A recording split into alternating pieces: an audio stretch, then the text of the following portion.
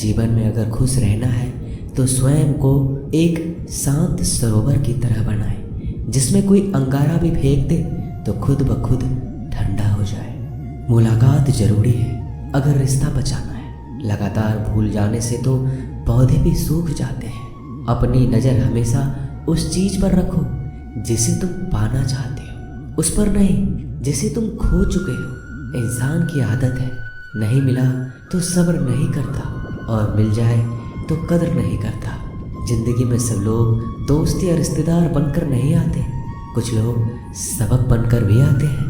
पीठ हमेशा मजबूत रखनी चाहिए, क्योंकि शाबाशी और धोखा दोनों ही पीछे से मिलते हैं। कुछ लोग आपसे इसलिए भी नफरत करने लग जाते हैं क्योंकि आपकी सही बातें उन्हें कड़वी लग जाती है। जो साथ रहकर भी किसी और के हो वो दूर रहे तो ही अच्छा है।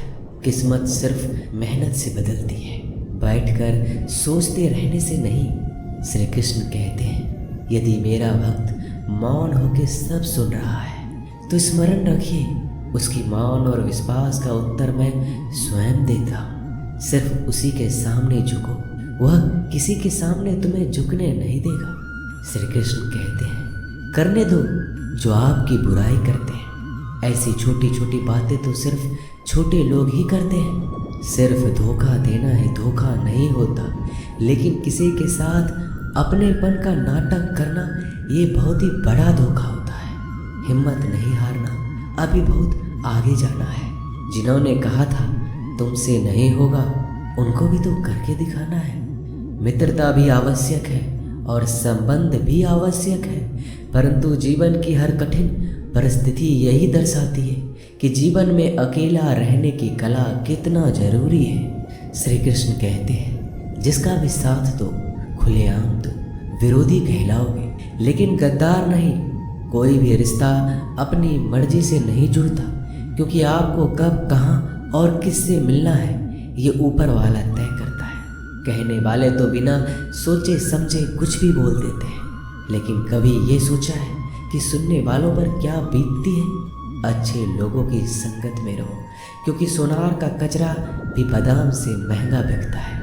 श्री कृष्ण कहते हैं, जो आपकी सही बातों का भी गलत मतलब निकालते हैं, उनको सफाई देने में अपना वक्त बर्बाद मत करो। एक दिन शिकायत आपको वक्त से नहीं बल्कि खुद से होगी कि एक खूबसूरत जिंदगी आपके सामने थी और आप दुनियादारी में उलझे रहे। एक बार माफ करके अच्छे बन जाओ, परंतु दोबारा उस इंसान पर भरोसा करके बेवकूफ मत बनो। अपने तो वो होते हैं जिन्हें आपके दर्द का एहसास हो, वरना हाल चाल तो रोड पर आते जाते लोग भी पूछ लेते हैं। मेहनत का फल और समस्याओं का हल देरी से सही पर मिलता जरूर है। जब आप दूसरों का अच्छा चाहते हैं तो वही चीज़ें आपके जीवन में वापस आती हैं। यही प्रकृति का नियम है। टूटी हुई चीज़ें सबसे ज़्यादा तकलीफ देती है, जैसे भरोसा, दिल, नींद और सबसे अधिक उम्मीद।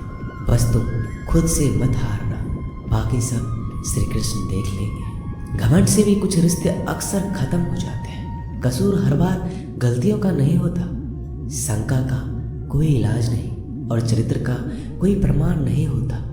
मौन से अच्छा कोई साधन नहीं और शब्द से तीखा कोई बाण नहीं।